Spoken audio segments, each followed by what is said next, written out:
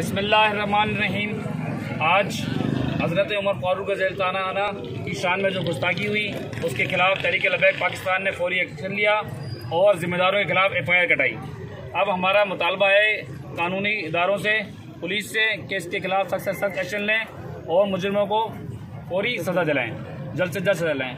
और तहरीक लबैक पाकिस्तान की इंतज़ामिया के लोग और तहरीक लबैक पाकिस्तान के कारकुनान ने जिस तरीके से इस पर एक्शन लिया उन सबको हम खराज तहसीन पेश करते हैं। और अब आप सब लोगों से गुजारिश है कि जैसे आपके ज़िम्मेदार आपको जो जो हुक्म दें उसके मुताबिक अमल करें और फ़िलहाल किसी भी इश्तिहाल का हिस्सा न बने।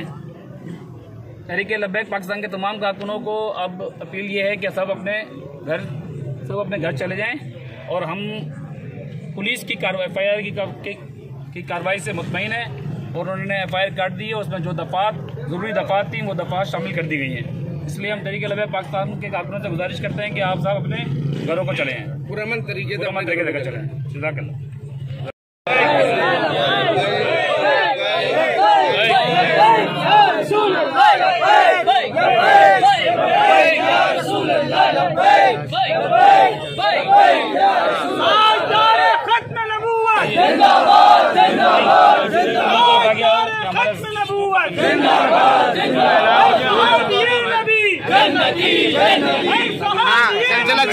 जिंदाबाद